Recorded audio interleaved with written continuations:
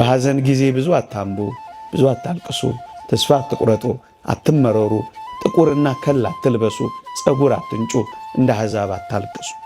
ይህ ክርስቲያን ወግ አይደለም። በትንሣኤው ኃይል ለሚያምን ክርስቲያን በቅጡ የሚኖር ሕይወት የሚገለጠው እንዲህ ባሉ ብርቱ የሐዘን ጊዜያት ነው። ጨዋ የታረመ መልካም ጸባይ ክርስቲያናዊ ሕይወት ይዞ የኖረ ያርፋል፣ ለዘላለም ያርፋል።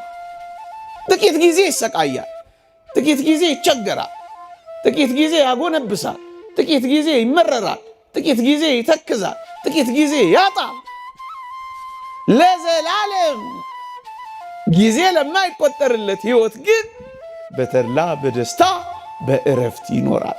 ዘመርን መሸኘት እንልመድ። እልል እያል እየዘመርን በአንድ አይናቸው እየሳቁ በአንድ አይናቸው እያለቀሱ እንደሚሸኙት ደጋግ ሰዎች እንሆን። ስለ ፍቅራችን እናለቅሳለን፣ ከክርስቶስ ጋር ስላለን ፍቅር ደግሞ እንደሰታለን። ወገኖቼ በዚህ ዓለም በብዙ ስቃይ ልንኖር እንችላለን። በዘላለም እረፍት ግን ካረፈን ይበቃናል አይበቃንም? እውነቱ እሱ ነው፣ እሱ አይደለም? ፍጻሜውን ሳታዩ ማንንም መከረኛ፣ እድለኛ፣ ባለጸጋ፣ ደሃ እንዳትሉ አደራችሁ። እንደምትሞቱ ሆናችሁ ኑሩ። እየሰማችሁ ነው? እንደምትሞቱ ሆናችሁ ኑሩ። እንደምትኖሩ ሆናችሁ ስሩ። እዚህ ዓለም ላይ ማረፍ አይቻልም። ከሐሳብ መላቀቅ አይቻልም። በብዙ ሐሳብ በብዙ ጭንቀት መኖር። አብ ወወልድ ወመንፈስ ቅዱስ አሃዱ አምላክ አሜን። ብዙ መንገር ብዙ ማብራራት የሚያስፈልግ መስሎ አይሰማኝም። በሃይማኖት በምግባር እግዚአብሔር ያጽናን። ካልሞትክ ሕያው አትሆንም። ለአጭር ደቂቃ የምንማርበት የትምህርታችን ርዕስ ነው። ካልሞትክ ሕያው አትሆንም ወይም ካልሞትክ አትነሳም። በዚህ ሐሳብ ጥቂት ደቂቃዎች እንመካከራለን። አንደኛ ቆሮንቶስ መልእክት ምዕራፍ 15 ቁጥር 36 ካልሞት ሕያው አትሆንም። ቅዱስ ጳውሎስ ስለ ትንሣኤ ሙታን ባስረዳበት ምንባቡ ነው፣ መልእክቱ ነው ይሄንን ያለው። አንተ ሰነፍ የቆሮንቶስ ገበሬ፣ አንተ የምትዘራው ስንዴ ካልሞተ ሕያው ይሆናል እንዴ ነው ያለው። ከዚህ ሐሳብ ላይ ነው እኔ ወስጄ ካልሞትክ ሕያው አትሆንም የሚል ርዕስ ያወጣሁት። የተወደዳችሁ ክርስቲያኖች፣ እግዚአብሔር እያንዳንዱን ነገር ለጥቅማችን እንኳን ሳይቀር ይቀይረዋል። ታስታውሳላችሁ የአዳምን በበደል የሔዋንን መበደል እንዴት አድርጎ ለጥቅማችን እንደቀየረው ታስታውሳላችሁ። አንድ መምህራችን ነበረ እና ምን ይላል? እንኳን አዳም በደለ፣ አዳም ባይበድል ኖሮ እኮ የእግዚአብሔርን ፍቅር አናውቀውም ነበረ ብሎ ሲያስተምር ሰምቻለሁ። እውነት ነው። እግዚአብሔር ፈጣሪነቱን ብቻ አውቀን ኃያልነቱን ብቻ ተረድተን እንኖር ነበረ። በአዳም በደል ምክንያት ግን ይህንን እንኳን ሳይቀር ለእኔና ለእናንተ ያለውን ፍቅር ለመግለጫ አደረገው እግዚአብሔር። ልክ እንደዚህ ነው ወገኖቼ፣ ሞትንም እንኳን ሳይቀር እግዚአብሔር ለጥቅማችን አድርጎ ቀይሮታል። ወዳጆቼ፣ በተለይ ክርስቲያኖች አሁን በዚህ በአዲስ ኪዳን ዘመን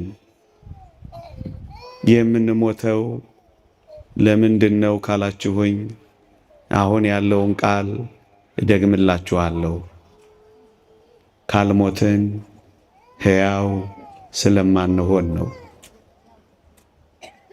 ለምንድን ነው እንድንሞት እግዚአብሔር የፈቀደው ካላችሁኝ፣ ሕያው ሆነን ለዘላለም እንድንኖር ነው። ለዚህ ነው ካልሞትክ እኮ ሕያው አትሆንም የሚለን። ክርስቲያኖች እንደዚህ ነው ልንረዳው የሚገባው።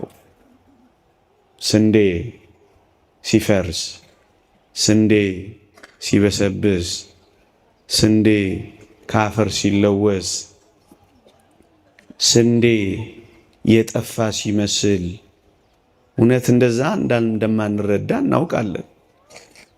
ሊጠፋ አይደለም፣ እንደፈረሰ ሊቀር አይደለም፣ እንደበሰበሰ ሊቀር አይደለም። ለምንድን ነው ስንዴ የሚፈርሰው ካላችሁ፣ ፍሬ ሊያፈራ ነዋ። መልሱ ይሄ ነው። ታዲያ እኔና እናንተ እግዚአብሔር እንድንሞት የፈቀደው ለምንድን ነው ካላችሁኝ፣ ሕያው እንድንሆን ነው። ካልሞትን ሕያው ስለማንሆን ነው። ካልሞትን ስለማንነሳ ነው። እስኪ አንድ ጥያቄ ልጠይቃችሁ፣ ቀላል ቢመስልም ለዘላለም ተነስታችሁ ከሙታን ከክርስቶስ ጋር መኖር የምትፈልጉ እስኪ እጃችሁን አውጡልኝ ከሰማችሁኝ። ፀሐዩ እንዳትሰሙኝ ካላረጋችሁ በቀር እግዚአብሔር ይስጣችሁ፣ አውርዱ። እየሰማችሁኝ ነው ማለት ነው። ለመነሳት የምትፈልጉ በእርግጠኝነት ሁላችሁም ናችሁ። አሁን ደግሞ አከታትዬ ሌላ ጥያቄ ልጨምርላችሁ። እስኪ መሞት ደግሞ የምትፈልጉ እስኪ እጃችሁን አውጡልኝ። ምን ነው ጉምጉምታ በዛ? ቀስ እያላችሁ ነው የምታወጧት አይደል? ወዳጆቼ አውርዱ፣ ግድ የለም። ሳሳ ብሏል እርግጥ። ርዕሴን ግን ነግሬያችሁ ነበር። ምን ነበር ያልኳችሁ? ካልሞት ሕያው አትሆንም። አንዳንዶቻችሁ በጣም ብልጦች ናችሁ። ሕያው መሆን ትፈልጋላችሁ፣ መነሳት ትፈልጋላችሁ፣ ግን ምን አትፈልጉ እና በምን በኩል ልትነሱ ፈልጋችሁ ነበር? እንዲህ አይነት ብልጥነት አሁን እዚህ ያስፈልጋል? ወገኖቼ በሐዲስ ኪዳን ነገሩ እንደዚህ ነው። የምንሞተው ምን እንድንሆን ነው? ሕያው ሆነን ለዘላለም ለመነሳት። ገብቷችኋል አይደል? አሁን ሰው ሲሞት ሊኖር እንደሆነ ታስባላችሁ? እስኪ በጣም ወዳጆቻችሁን የቀበራችሁ፣ በጣም ውዶቻችሁን በሞት የሸኛችሁ ምን ብላችሁ ነው የምታስቡት? አሁን እንደምነግራችሁ ተረድታችሁ ታውቃላችሁ? ሊኖሩ ነው የሄዱት ነው የምትሉት ወይስ ምንድን ነው የምትሉት? በቃ አይደለም የምትሉት? ግን እነሱ ምን ሊያደርጉ ነው የሄዱት? ንገሩኝ። ሕያው ለመሆን ሊኖሩ፣ እስኪ ሊኖሩ በሉ። ሊኖሩ ነው የሞቱት። ቆይ አንድ ጥያቄ ልጠይቃችሁ። ድምፄ ይሰማችኋል አይደል? መኖር ማለት ምን ማለት ይመስላችኋል? መብላት፣ መጠጣት፣ መውለድ፣ ማግባት፣ መዳር፣ መኳል። መኖር ማለት መስራት። እስኪ እኔ የምሰጠውን ትርጓሜ ስሙ እና ከተስማማችሁ ትነግሩኛላችሁ። መኖር ማለት ለመሞት መኖር ማለት ነው። ልድገመው፣ እየሰማችሁኝ ነው? ቆይ፣ መኖር ማለት ለመሞት መኖር ማለት ነው። ይስማማችኋል? ባይስማማችሁ እሱ ነው እኮ ይሄ ነው። ቆይ ጥያቄው ቀለል እንዲል አድርገው። ኖረን ኖረን ኖረን ኖረን አግብተን ወልደን ሰርተን ድረን ኩለን ምን እንሆናለን? ስለዚህ የምንኖረው ምን ለመሆን ነው? ተስማምቷችኋል? ባይስማማችሁስ ደግሞ ተስማምቶናል ይላሉ። እውነቱ ይሄ ነው አይደል? ነው አይደል? መኖር ማለት አሁን አዲስ ትርጉም ሰጥቻችኋለሁ። የምንኖረው ምን ለመሆን ነው? ተስማምቷችኋል አይደል? ስለዚህ መሞት ማለትስ ምን ማለት ይመስላችኋል? መኖር ማለት ለመሞት መኖር ከሆነ መሞት ማለትስ ያው ለመኖር በሉት እስኪ። ለመኖር አሁን የምንሞተው ለምንድን ነው? እስኪ ይሄ የገባችሁ ሰዎች እስኪ እጃችሁን አውጡ። ለመኖር ነው የምሞተው የምትሉ ማለት ነው። የምሞተው ሕያው ለመሆን ነው የምትሉ አልገባቸውም አንዳንዶች ማለት ነው። ነው ፀሐዩ ነው። እኔም ግፈኛ ነኝ በዚህ ፀሐይ እጅ አውጡ እጅ አውርዱ እያልኩ። ስለዚህ ካልሞትክ ምን አትልም? ካልሞትን ምን አንሆንም? ለዚህ ነው እግዚአብሔር እንድንሞት ምን ያረው የፈቀደው። ስንዴ ሲፈርስ ሲበሰብስ ፍሬ ሊያፈራ እንደሆነው ሁሉ እኛም እንደዚሁ ነው የምንሞተው ለዘላለም ሕያው ሆነን ለመኖር ነው። ሊቁ ቅዱስ ዮሐንስ አፈወርቅ ይህን በተመለከተ ምን ብለዋል? አሁን በሐዲስ ኪዳን የምንሞተው የሚበልጠውን ትንሣኤ ለማግኘት ነው ይላል። እየሰማችሁኝ ነው? እናንተ ግን አንዳንዴ በዚህ በሙሾ በአርጋጅ በአልቃሽ ስታስለቅሱ ግን ትንሽ ችግር እየፈጠራችሁ ነው። ሸሸ፣ ተበላሸ፣ ምንትስ ቅብጥርስ ትላላችሁ ነው አደለ? ነው ግን እናንተ የምትሉት እንደሱ ነው። እኛ በሐዲስ ኪዳን የምንሞተው የሚበልጠውን ትንሣኤ እንድናገኝ ነው። እየሰማችሁኝ ነው? የሚበልጠውን ትንሣኤ ተነስተን ለመኖር ነው የምንሞተው። አሁን የሚሞቱት ሊነሱ ነው። ምን ሊያረጉ ነው? ሊነሱ ነው። ክርስቶስ እንደተነሳ ሊነሱ ነው። ሁለተኛ የተወደዳችሁ ክርስቲያኖች እግዚአብሔር እንድንሞት ለምን የፈቀደ ይመስላችኋል? ወገኖቼ ካልሞትን ሕያው ስለምንሆን ብቻ አይደለም። እስኪ ጥያቄ ልጠይቃችሁ። ከክርስቶስ ጋር ለዘላለም መኖር የምትፈልጉ እስኪ እጃችሁን አውጡልኝ። አንዳንዶቻችሁ እግዚአብሔር ይስጣችሁ ሁለት እጃችሁን ሁሉ ነው ያወጣችሁት። እግር ቢፈቀድ ኖሮ አንዳንዶች እግርም ይወጡ አይፈቀድም እንጂ ለዛሬ እግዚአብሔር ይስጥልኝ አውርዱ። ከክርስቶስ ጋር መኖር እንፈልጋለን አይደል? ክርስቲያኖች አይደለን? ከክርስቶስ ጋር ለመኖር በምን በኩል ነው ምን ሄደው? በምን በኩል ምን ሄድ ይመስላችኋል? እስኪ እሺ ሌላ ጥያቄ ልጠይቃችሁ። በዚህች ምሽት ብትሞቱ ይሻላችኋል? በዚህች ምሽት የአሜሪካ ቪዛ ባስመታላችሁ? እሺ ጥያቄውን ልቀይረው። ሁላችሁም አጉተመተማችሁ። ትልልቅ ሰዎች ስላላችሁ እኮ ነው ይህን ርዕስ የመረጥኩት ለዚህ ማለዳ። ማታ ቢሆን ይህን ርዕስ አላነሳም። ወጣቶቹ ገርፈው ነው የሚያባርሩኝ። እናንተ ስለምትታገሱኝ ነው።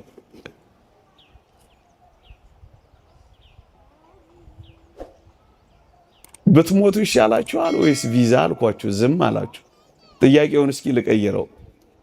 በዚህች ምሽት ወደ ክርስቶስ ብትሄዱ ይሻላችኋል? በዚህች ምሽት ወደ ትራምፕ? እና ታዲያ ወደ ክርስቶስ የምትሄዱት በሞት በኩል ነው እንጂ ቤት ልትሄዱ በአውሮፕላን፣ በጀት፣ በመንኮራኩር። ግን እናንተ እዚህ አካባቢ ብልጦች ናችሁ። ይህ እግዚአብሔርን ቃል ላንሳላችሁ ማስደገፊያ እንዲሆነን። ቅዱስ ጳውሎስ ልሄድ ከክርስቶስ ጋር ልኖር እናፍቃለሁ። እግዚአብሔር ይስጥልኝ። ምን እላለሁ? ምን ላረግ? ከክርስቶስ ጋር ለመኖር ከክርስቶስ ጋር ለመኖር እናፍቃለሁ አይደለ? ከሱ በፊት ግን አንድ ቃል አለ። ምን የሚል? ልሄድ። ምን ልሄድ ማለት ምን ማለት ነው? ኦሬ የገባችሁ ናችሁ እናንተ። እኔ ጠርጥር ያለው ቅድምም እናንተን ማስተማር። ልሄድ ምን ላረግ? ልሞት። ቅድም ግን ከክርስቶስ ጋር ልኖርና የምትወዱ ስል እጃችሁን አውጣችኋል አይደል? አሁን ደግሞ ትንሽ ልትሄዱ ትወዳላችሁ? ሰውዬ ግፈኛ ነው እንዳትሉኝ። ከክርስቶስ ጋር መኖር ከፈለግን ምንም መፈለግ አለብን? መሄድም መፈለግ አለብን አይደለ? እናፍቃለሁ እኮ ያለው ለዚህ ነው አይደለም? አይዟችሁ አትሄዱም፣ እንደው ትምህርቱን እንማር ብዬ ነው። ጥላችሁኝ እንዳትወጡ አንድ ወንዶቻችሁ። እዛ በቀኝ የተሰቀለውን ወንበዴ ጌታችን ምን ነበር ያለው መሰላችሁ? በቀኝ የተሰቀለው ወንበዴ አልነበረ? ምን ነበር ያለው መሰላችሁ? ጌታ ሆይ በመንግስት በመጣ ጊዜ አስበኝ አለው። የተወደደ መድኃኒታችን ምን አለው? ዛሬ ከኔ ጋር በገነት ትሆናለህ አለው። ወገኖቼ እዚህ ካሉ ሰዎች ጋር ከመኖር ከክርስቶስ ጋር መኖር ይበልጣል አይበልጥም? ለዚህ ነው ልሄድ ከክርስቶስ ጋር ልኖር እናፍቃለሁ ከሁሉ ይልቅ እጅግ የሚሻል ነውና ይላል። የሚሻል ነው ወገኖች። ሕያው ከሆነው አምላካችን ጋር የምንኖረው ግን በሞት በኩል ምን ስናደርግ ነው? ስንሄድ። ስለዚህ አሁን የምንሞተው እግዚአብሔር እንድንሞት የፈቀደው ከክርስቶስ ጋር ከራሱ ጋር ለዘላለም ምን እንድናደርግ ነው? እንድንኖር ነው። እንድንኖር ነው። ይሄ ደስ ይላል ደስ አይልም? ከዚህ የበለጠ የክርስቲያን ተስፋ ምን አለ? እውነት ሐሰት? እውነት ነው። እውነት ነው። እውነት ነው። እንዳላደክማችሁ ፀሐይም ላይ እንዳላስቀምጣችሁ ነው። እናንተማ ጥላ ላይ ናችሁ። ኧረ ይላሉ እዚህ ቁጭ ብሎ ጥላ ላይ ምን አለባቸው? ለጨዋታ ነው። አይዟችሁ። ለምንድን ነው እግዚአብሔር እንድንሞትና ሞትን እንድንቀምስ እንድንፈርስ እንድንበሰብስ የፈለገው? ለምንድን ነው? እየነገርኳችሁ አይደል? ሶስተኛ ነጥብ ልንገራችሁ። እግዚአብሔር እንደገና ውብ አድርጎ ሊሰራን እጅግ ውብ አድርጎ። እስኪ አንድ ጥያቄ ልጠይቃችሁ። ዛሬ መቼም በጥያቄ አደረኳችሁ። አንዲት ሸክላ ሰሪ፣ አንዲት ገል የምትሰራ ባለሙያ ሸክላዋ ቢሰነጠቅ፣ ሸክላዋ ቢሸረፍባት ምን የምታደርግ ይመስላችኋል? ተሰነጠቀባት ወይ ተሸረፈባት፣ ምን ታደርገዋለች? ትለስነዋለች? ትጠግነዋለች? ምን ነው የምታደርገው? አፍርሳ እንደ አዲስ ትሰራዋለች። ግን የምትሰራው ምን ለማድረግ ነው? የሚበልጥ የክብር ዕቃ አድርጋ ለመስራት ነው። እውነት ሐሰት? እግዚአብሔርም ልክ እንደዚህ ነው ያደረገው። እየሰማችሁኝ ነው? አንዳንዶች ይህን ሐሳብ እያነሱ እግዚአብሔርን እኮ ስለሚተቹትና ስለሚያሙት እኮ ነው። አንዲት የሸክላ ሰሪ ባለሙያ እንኳን ቢሰነጠቅባት አፍርሳ አብኩታ አለስልሳ እንደገና ተኩሳ እንደገና አስጊጣ ውብ አድርጋ እንደምትሰራ እግዚአብሔር በሞት በኩል እንድንፈርስ፣ በሞት በኩል እንድንበሰብስ፣ በሞት በኩል የሌለን እስኪመስል ድረስ እንደዚያ እንድንሆን የፈቀደው ተወደዳችሁ ክርስቲያኖች ውብ አድርጎ ሊሰራን፣ እንደገና ሊሰራን፣ እንደገና ሊያስጌጠን፣ እንደገና ሊያከብረን ነው። አንድ የእግዚአብሔር ቃል ላንሳላችሁ። ቅዱስ ጳውሎስ እንዲህ ይላል፣ በውርደት እንዘራለን፣ በክብር እንነሳለን። በድካም እንዘራለን፣ በኃይል እንነሳለን። በመበስበስ እንዘራለን፣ ባለመበስበስ እንነሳለን። ታዲያ ይሄ ጥቅም ነው? ጥቅም አይደለም። ደካሞች ብርቶች ሆነን እንወጣለን። ይሄ የሚበሰብሰው ስጋችን የማይበሰብሰውን ዓለም ሊወርስ ስለማይችል የማይበሰብስ ሆኖ ይወጣል። ስንዴ ሲያፈራ እንዴት ውብ እንደሆነ ሰሞኑን ወጣ በሉና ወደ መንገድ ተመልከቱ። ከዚያ በላይ ውብ ሊያደርገን ነው እግዚአብሔር እንድንሞት የሚፈቅደው። የክብር ዕቃዎች ክብሩን እንደ መስታወት እያብለጨለጭን የምናሳይ መልኮቹ እንድንሆን ነው እንድንሞት የሚፈቅደው። ሶስተኛ አራተኛ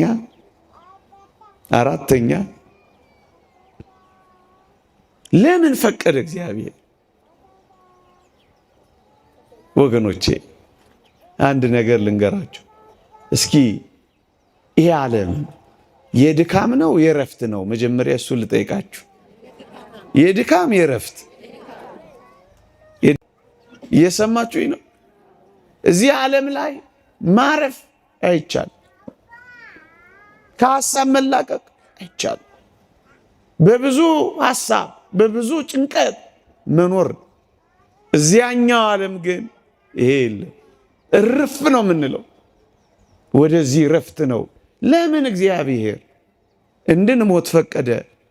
እዚህ እንዳንኖር ከውዶቻችን ጋር እንዳንቆይ አይደለም፣ እንድናርፍለት ስለሚፈልግ ነው እግዚአብሔር። እንድናመሰግነው፣ አርፈው እንደሚያመሰግኑ ሲያመሰግኑ እንደሚያርፉ እንደ መላእክት እንድንኖር እግዚአብሔር ስለሚፈልግ ነው። እርፍ እሱ ነው የሚለን። በጌታ የሚሞቱ ሙታን ብፁዓን ናቸው፣ ከድካማቸው ያርፉ ዘንድ ስራቸው ይከተላቸዋል ይላል። ወገኖቼ የታመሙ እየታመሙ እንዲሁ ይቀጥሉ። የተራቡ እየተራቡ እንዲሁ ይቀጥሉ። የተጨነቁ እንዲሁ እንደተጨነቁ ይቀጥሉ። የተሰቃዩ እየተሰቃዩ እንዲሁ ይቀጥሉ። ያዘኑ እንዳዘኑ እንዲሁ ይቀጥሉ። የተከዙ እንደተከዙ እንዲሁ ይቀጥሉ። ይሄማ ግፍ ነው። እግዚአብሔር ማሳረፊያው መንገድ ነው። ሰው አይገባንም እንጂ አይገባንም። ይህ እግዚአብሔር ስጦታ ነው። እንደ ጸጋ ነው ቅዱሳን የሚቆጥሩት። ቅዱስ ባስልዮስ ዘቂሳርያ እግዚአብሔር ኃጢአታችንን ለመከልከል የሰጠን ስጦታ ነው ይላል።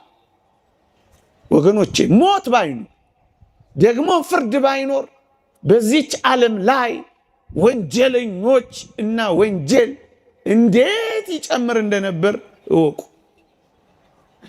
ኃጢአትን ለመገደብ በደልን ለማስቆም ግፍን ለማስቆም እርፍ እንድንል እግዚአብሔር የሰጠው ጸጋ ነው። ለዚህ ነው የእግዚአብሔር ስጦታ ነው ያለው ባስልዮስ ዘቂሳርያ። ለማረፍ ነው። ለማረፍ እርፍ እንድንል ለማረፍ። ይሄንን እናምናለን ክርስቲያኖች። ስትቀብሩ ስትሸኙ ይሄንን እያሰብን ሊሆን አይገባም። ስንኖር ይሄንን እያሰብን ሊሆን አይገባም። ለምን እንሞታለን? ልናርፍ ነዋ። ልናርፍ ነዋ። ልናርፍ ነዋ። አልዓዛር የሚባል ሰው ታስታውሳላችሁ አይደል? በመጽሐፍ ቅዱስ ላይ ታስታውሳላችሁ አይደል? እስኪ ልጠይቃችሁ። አልዓዛር በጣም በጣም ድሃ ነበር። ድሃ መሆኑ ብቻ አይደለም፣ ቢለምን የሚሰጠው ያጣ ሰው ነበረ። ድህነት አንድ ነገር እኮ የሚለምን ያለው ሰው እንደውም ብዙም ድሃ መባል የሚያስፈልገው የሚሰጠው ያለው ሰው ማለት ነው። ሲቸግረው በሮ የሚቀበለው ሰው ያለው ሰው እሱ እንደው ማለፊያ ቀን ማትረፊያ ይኖረዋል። ይሄ ሰው ምንም ነገር አልነበረው። ምንም ድህነት ብቻ አይደለም፣ የሚያበድር የሚሰጥ ማጣት ብቻ አይደለም። በጣም ይደንቃችኋል። ደግሞ በሽተኛ ወጥቶ ወርዶ ማይሰራ ማይላወስ። ይሄ ብቻ አይደለም፣ ተንከባካቢ ደግሞ የለውም። በሞቴ ስሙኝ፣ አስታማሚ የለውም፣ አባ ከናሚል የለውም። አያሳዝንም? ይሄ ሰው በድህነት ላይ ደዌ፣ በደዌ ላይ የሚሰጠው ሰው ማጣት። ይሄ ብቻ አይደለም፣ ተንከባካቢ አልባነት ምን ያክል የተተወሰው እንደሆነ አስቡት። ይሄ ብቻ አይደለም፣ ቁስሉን የሚያባረርበት ተባዮች ሲያርፉ ገለል የሚያደርግበት አቅም እንኳን ያጣ ሰው ነበር። ይሄ ብቻ አይደለም፣ ውሾች እየመጡ ቁስሉን ይልሱለት ነበር ይላል። ውሾችን ማባረር አይደለም ሲልሱለት ደስ የሚሰኝ ሰው ሆኖ ነበር። ጥያቄ ልጠይቃችሁ ነው። አልዓዛርም ሞተ፣ መላእክትም ወደ አብርሃም እቅፍ ወሰዱት ይላል። ባለጸጋው ሞተ፣ ተቀበረ ይላል። ባለጸጋው በጣም እየተመቸው ዕለት ዕለት በድሎት ነው የኖረው። ሲያበቃ ታሪካቸው ምን ይላል መሰላችሁ? አልዓዛርም ሞተ፣ መላእክትም ወደ አብርሃም እቅፍ ወሰዱት ይልና ባለጸጋው ሞተ፣ ተቀበረ ይላል። አሁን ጥያቄ ልጠይቃችሁ ነው።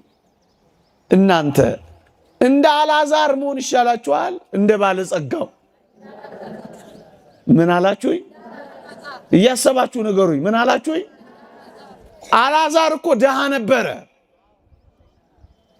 ድሃ መሆን ይሻላችኋል? ድምጻችሁ ሳሳሳ እንደ አልዓዛር ወይስ እንደ ባለጸጋው ነው? ጎበዞች ናችሁ። ለምን?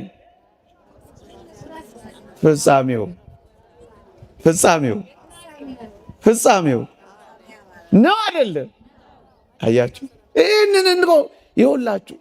ፍጻሜውን ሳታዩ ባለጸጋ ወይም ድሃ እንዳትሉ። እየሰማችሁ ነው?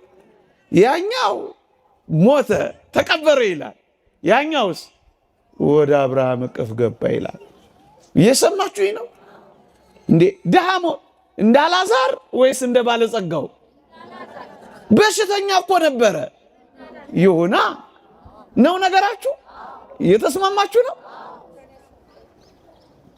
በአብርሃም እቅፍ እርፍ ብሏል። እርፍ። እንደውም አልዓዛር የሚገርማችሁ እዛ በእረፍት ቦታ ከሄደ በኋላ በጣም ቪአይፒ ሆነ። ቪአይፒ ነው የሚባለው? ቪአይፒ ነው። ቪአይፒ በጣም ቬሪ ኢምፖርታንት ፐርሰን፣ ቪአይፒ ተፈላጊ ሰው ሆነ። ባለጸጋው አሻቅቦ ሲያየው አልዓዛርን በአብርሃም እቅፍ ውስጥ አየና፣ እባክህ አብርሃም አባቴ ሆይ አልዓዛርን ስደድልኝ። ተፈለገ አልተፈለገም? ወገኖቼ በዚህ ዓለም በብዙ ስቃይ ልንኖር እንችላለን። በዘላለም እረፍት ግን ካረፈን ይበቃናል አይበቃንም? እውነቱ እሱ ነው እሱ አይደለም? ፍጻሜውን ሳታዩ ማንንም መከረኛ፣ እድለኛ፣ ባለጸጋ፣ ድሃ እንዳትሉ አደራችሁ። እየሰማችሁ ነው? እንደ አልዓዛር ኖሮ እንደ አልዓዛር ማረፍ ይሻላል። በምቾት በድሎት በቅምጥልነት ኖሮ ለዘላለም ከመሰቃየት እውነት አሰብ። ለዛ ነው እግዚአብሔር እንደዚህ የሚያዘን። ጨዋ የታረመ መልካም ጸባይ ክርስቲያናዊ ሕይወት ይዞ የኖረ ያርፋል፣ ለዘላለም ያርፋል። ጥቂት ጊዜ ይሰቃያል፣ ጥቂት ጊዜ ይቸገራል፣ ጥቂት ጊዜ ያጎነብሳል፣ ጥቂት ጊዜ ይመረራል፣ ጥቂት ጊዜ ይተክዛል፣ ጥቂት ጊዜ ያጣል። ለዘላለም ጊዜ ለማይቆጠርለት ሕይወት ግን በተድላ በደስታ በእረፍት ይኖራል። ይሻላል አይሻልም? ከመረጣችሁ እንደዚህ ኑሩ። የምንሞተው ለዘላለም ለማረፍ ነው።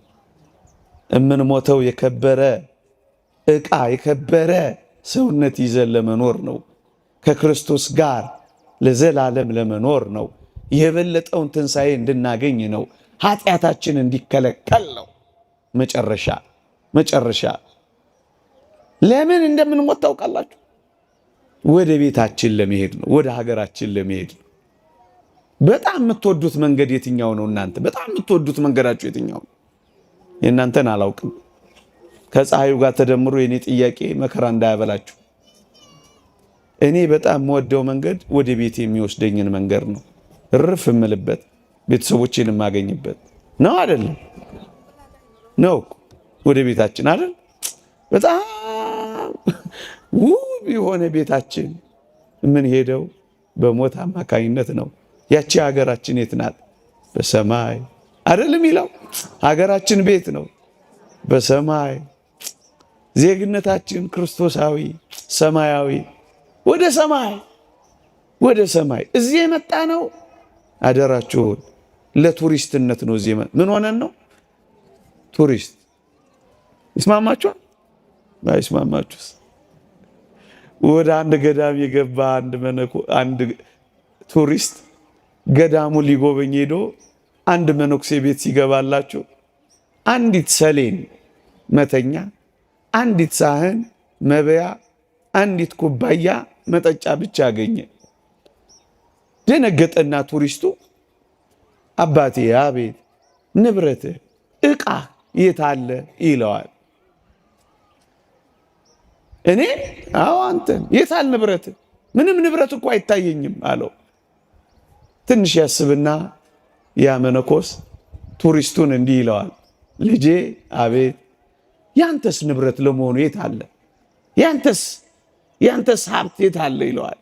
አባቴ፣ እኔ እኮ እዚህ ገዳም ቱሪስት ብቻ ነኝ ይለዋል። መነኩሴው ምን አለው? ልጄ፣ እኔም እንዳንተ ነኝ። እዚህ ዓለም ላይ ምን ብቻ ነኝ? ቱሪስት ብቻ ነኝ። ዕቃ ስሰበስብ አልኖርም። ምን ስሎ ቱሪስት ነኝ። እየሰማችሁ ነው? እንግዶች ነን እያልኳችሁ ነው። እንግዳ፣ የእንግድነት ዘመን ነው። እየሰማችሁ ነው? የእንግድነት ዘመን አዲስ ዓመት ስለሆነ ነው። እግረ መንገድ የኔን ርዕስ የመረጥኩት ዘመን ሲጨመርልን፣ ዕቃ ሲዳብርልን፣ ሀብት ሲመጣልን እንዳትረሱ። እንግዶች ነን። እንግዳ ወደ ቤቱ ለመሄድ አይደል እየተዘጋጀ የሚኖረው? አይደለም? ወደ ሀገሬ ስንቅ ይዤ እመለሳለሁ እያለ አይደል ሀገሩን የሚናፍቀው? እንደሱ ማለት ነው። ስለዚህ ወደ ሀገራችን መሄጃ መንገድ ነው። ለዛ ነው ወደ ሀገራችን ሊሰበስበን ነው የምንሞተው። እየሰማችሁኝ ነው? እንደሱ ነው። አሁን ሞት መልአከ ሞት መጥቶ እንደው ትንሽ ልፈትናችሁና ላብቃ እስኪ። መልአከ ሞት መጥቶ እናቶች እህቶች ብዙ ናችሁ። አንድ 15 ሰው 20 ሰው እንደው ለምን አሳንሰዋለሁ? ልውሰድ ቢል ወንዶች አነስ ትላላችሁ። አንድ 10 ሰው ልውሰድ ቢል መሄድ የምትፈልጉ እስኪ እጃችሁን አውጡ። እዚህ ተጋብዞ መምህር ጋብዘውት ይቅር በሉኝ ጋብዘውት እኔ ሳሎን ያልኳችሁ ተጋብዘው መጥቶ መሄድ የምትፈልጉ ስብከቴ ምንም ፍሬ አላፈራም። በቃ እሰይ ከዋላሉ አልሰማችሁኝም ማለት ነው ወይስ አላመናችሁኝም ነው? ትንሽ መቆየት ፈልጋችሁ ነው? እግዚአብሔር በነገር ሁሉ ማስተዋልን ይስጣል። ዛሬ አይደለም ግድ የለም ለሁል ጊዜ ግን ይሄን አስቡት። እሺ እንደምትሞቱ ሆናችሁ ኑሩ። እየሰማችሁኝ ነው? እንደምትሞቱ ሆናችሁ ኑሩ። እንደምትኖሩ ሆናችሁ ስሩ። ደግሞ ቤት ገብታችሁ ነገር ዓለሙን እንዳትተውት። ሰምታችሁኛ? እንደምትኖሩ ሆናችሁ ምን በሉ? ስሩ። እንደምትሞቱ ሆናችሁ ምን በሉ? ኑሩ። ናደራችሁን ክርስቲያን በጣም ክርስቲያን የሚሆነው አሁን በተነጋገርነው ሐሳብ ላይ ድል አድራጊ ሲሆን ነው። ሞትን ሲንቅ ነው። ሰማዕታት ሞትን ንቀዋል። መነኮሳት ሞትን ንቀዋል። መናንያን ሞትን ንቀዋል። ቅዱሳን ሞትን ንቀዋል። ለዛ ነው ጨዋ የሆኑት። ለዛ ነው የታረመ ጸባይ የያዙት። ለዛ ነው ክርስቶስን የተከተሉት። የክርስትና ትልቁ ኃይሏ አሁን ያልኳችሁን ነገር በመናቅ ይልቁንም ደስ በመሰኘት ነው። እየሰማችሁኝ ነው? ባልና ሚስት ናቸው አሉ። በጣም ይዋደዳሉ። እጅግ በጣም ትንሽ ሲለው እኔ ታነቅ ትላለች፣ ሲያደናቅፋት እኔ ልደፋ ባይ ነው። ፍቅራቸው የትየለሌ ነው።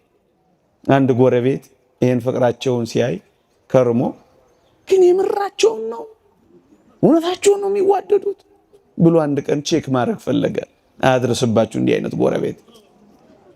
ጥቁር በጥቁር ለብሶ የተመዘዘ ሰይፍ ይዞ አንድ ቀን በራቸውን በኃይል አንኳኳው።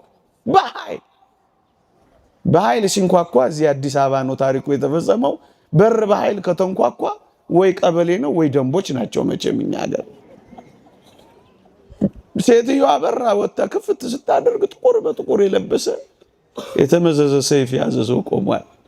ደነገጠች። ማን አለችው?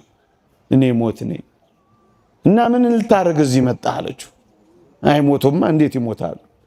የሚሞተው የታመመ ሰው አይደለ? በእኛ ቤት አልጋ ያዘ ሰው። እኛ እኮ ምስኪኖች ነን። ውሻ እንኳን ሲጮህ እዛ መንደር ውስጥ አይ አቶ ገሌ ዛሬ ሊሞቱ ነው። ቤት መዳቢዎች፣ ሟች ቆጣሪዎች።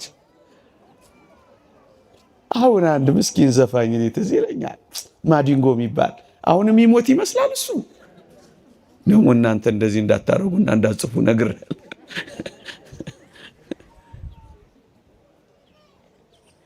እሷም የተረዳችው እንደዚህ ነው። የሚሞቱት አንድ የታመሙ ሰው ነበሩ አቶ ገሌ የሚባሉ። ተሳስተ የሆነ አድራሻ በዚህ ቀጥታ ሄደ ጥፍ ብለህ አይደለም እዚህ ቤት ነው የመጣሁት አለ ሞት። ምንም ያድራሻ ለውጥ ስህተት የለም እዚህ ቤት ነው ይላል። እና ምን ፈለግ ልወስድ። ሴቲቱ ወደ ኋላ ዞር ብላ አይታ ባሏ እንደሌለ ምን ያደርጋል? እኛ ጋር ከሆነ አድራሻ የመጣው ባሌ ውስጥ አለልህ። እኔ ወጥ ውጬ አብኩቼ አስፍቼ ጋግሬ ልጆች ማኖረው እኔ ነኝ።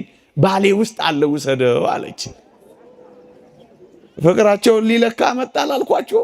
እንደሱ ነው ነገሩ። ባል ስትቆይበት ለካ መጥቶ ሰምቷቸው ኖሯል። እኔ አላመጣሁትን ታሰፊዋለሽ፣ እኔ አላመጣሁትን ተወጨውጨዋለሽ፣ እኔ አላመጣሁትን ትሰሪዋለሽ። ጸብ። ከዛ ሴትዮይቱ ፈሊጠኛ ነበረች አሉ። የድሮ ሴት ሳትሆን አትቀርም። እናንተን ማለት አይደለም። በሰላም መውጣት ትፈልጋለሁ። ከዚህ ግን ምን አለች አሉ መሰላችሁ? ለመሆኑ ሞት ወይ? አቤት። ከዚህ ቤት ስንት ነፍስ ነው የምትፈልገው ትለዋለች። እኔ ከዚህ ቤት የምፈልገው አንድ ነፍስ ነው። አውቆ በደንብ ሲያስጨንቃቸው ምን ያደርጋል፣ ያሳዝናል። እኔ ጸንሻለሁ፣ 2 ነፍስ ነኝ፣ ባሌን ውሰደው ብላ ለማምለጥ ሞከረች አሉ። እንደዚህ ማምለጥ ይቻላል? አሁን እናንተ ሞት ቢመጣ እየሳቃችሁ ወይስ እያዘናችሁ ትሄዳላችሁ? ለመኖር ከሆነ ከክርስቶስ ጋር ለመኖር ከሆነ እርፍ ለማለት ከሆነ የሚበልጠውን ክብር ለማግኘት ከሆነ ወደ ዘላለም ቤታችን ለመመለስ ከሆነ ልሂድ ማለት የክርስቲያን ወግ ነው። ካልሞትክ ሕያው አትሆንም። ይቆየን። ፀሐይ ላይ ብዙ አቆየዋችሁ። የእግዚአብሔር ቸርነት፣ የእመቤታችን አማላጅነት፣ የጻድቁ አባታችን የአቡነ ሀብተ ማርያም በረከት ረድኤት አይለየን። በሐዘን ጊዜ ብዙ አታንቡ፣ ብዙ አታልቅሱ፣ ተስፋ አትቁረጡ፣ አትመረሩ፣ ጥቁርና ከል አትልበሱ፣ ፀጉር አትንጩ፣ እንደ አሕዛብ አታልቅሱ። ይህ ክርስቲያን ወግ አይደለም። በትንሣኤው ኃይል ለሚያምን ክርስቲያን በቅጡ የሚኖር ሕይወት የሚገለጠው እንዲህ ባሉ ብርቱ የሐዘን ጊዜያት ነው። እየዘመርን መሸኘት እንልመድ። እልል እያል እየዘመርን በአንድ አይናቸው እየሳቁ በአንድ አይናቸው እያለቀሱ እንደሚሸኙት ደጋግ ሰዎች እንሆን። ስለ ፍቅራችን እናለቅሳለን። ከክርስቶስ ጋር ስላለን ፍቅር ደግሞ እንደሰታለን።